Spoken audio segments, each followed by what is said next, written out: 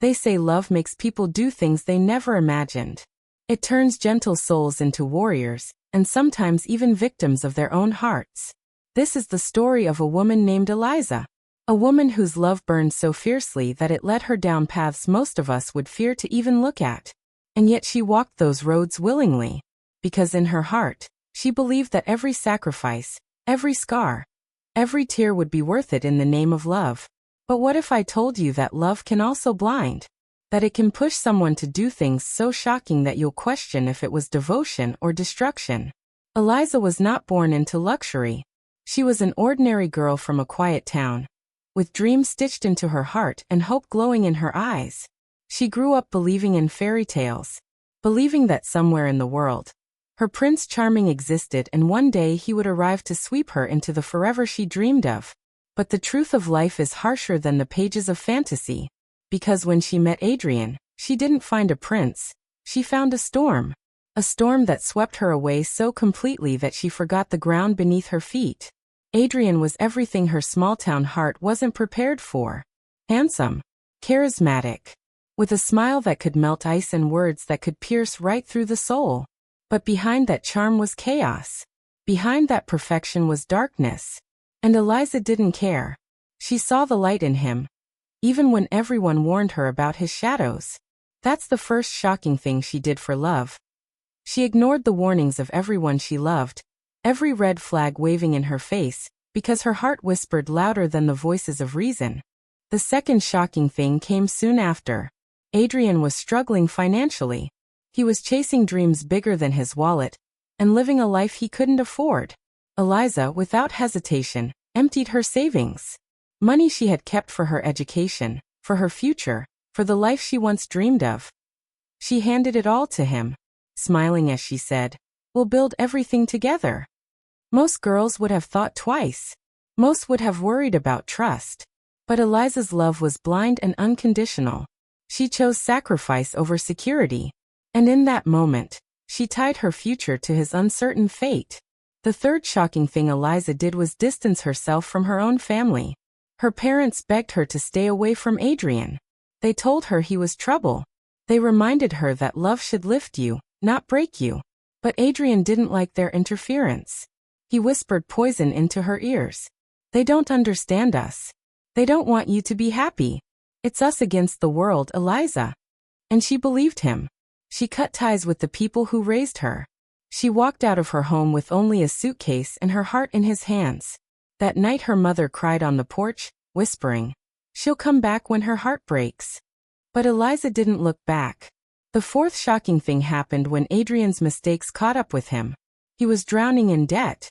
Collectors were chasing him. He needed help. And Eliza, without a second thought, signed her name on papers she didn't even understand. She put herself in legal trouble for his sake. The world would call it foolishness, but she called it love. By now, Eliza's entire life was built around Adrian's needs. His dreams became her dreams. His mistakes became her burdens. And still, she smiled because she believed that love required sacrifice. But what if sacrifice turns into self-destruction? What if the person you're sacrificing for doesn't value the pieces of yourself you're giving away? The fifth shocking thing Eliza did was perhaps the most dangerous of all. She lied for him. Adrian was accused of something he had done, something that could ruin him forever. But when the moment came, Eliza stood in front of people and swore he was innocent. She became his shield, even though her soul trembled. Her love made her lie against her own conscience. By now you may think Eliza was a fool, a blind lover who gave away too much. But wait. Because the story doesn't end here. What she did next will leave you in disbelief. Because the sixth shocking thing she did for love was to risk her life itself. One night Adrian came home with fear in his eyes. He begged her to drive him away from the city, because people were after him. She didn't ask questions. She didn't care if danger lurked in the shadows. She grabbed the car keys, her hands shaking, and drove through the stormy night. Every lightning strike lit up her terrified face, but she pressed harder on the gas. Because in her heart, his survival mattered more than her own safety. Eliza's love was no longer gentle. It was reckless. Her identity was no longer her own. It was tied completely to Adrian. She was no longer Eliza the dreamer. She was Eliza the fighter, the protector, the shield for a man who might not even deserve her. And yet, in every heartbeat, she believed that this was what love was meant to be. But here's where the story twists Yanni. Because the more she gave, the more Adrian took. And the more he took, the less of Eliza remained. This is where the shocking truth of love reveals itself. That sometimes love doesn't just make you strong. Sometimes it breaks you. And as part one of this story closes, Eliza has already given up her family, her money, her safety, and her truth. But the question is, what else could she possibly give? What else could she risk? You won't believe what she did next. Because the last four things will haunt you long after you hear them. Eliza's story had already crossed the line between devotion and destruction. She had given her family away, her dreams, her future, even her safety, all in the name of Adrian. But love has a way of demanding more. And Adrian, he always wanted more. The seventh shocking thing Eliza did for love was something no woman should ever be forced into. She gave up her own dignity to protect his pride. Adrian wanted to rise in society, to impress people who judged by appearances and wealth. He couldn't afford the lifestyle, but Eliza found a way. She worked 2 jobs quietly. She pawned her jewelry. She sold every piece of herself just so he could walk into rooms looking powerful.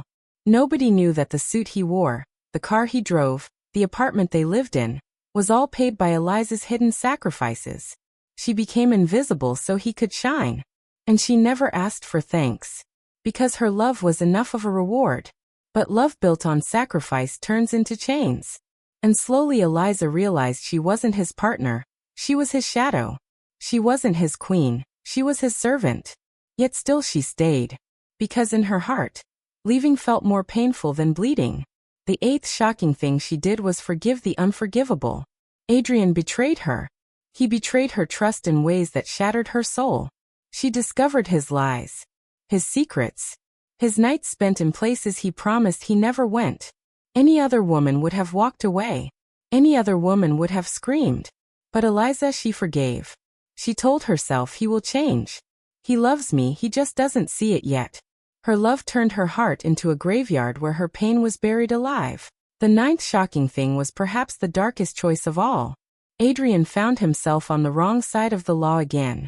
He begged her to take the blame for something he had done. Can you imagine? A man asking the woman who gave him everything to stand in front of the fire for him. And do you know what Eliza did? She said yes. She stood in the courtroom, her voice trembling but steady enough to convince them that it was her mistake. She risked her freedom.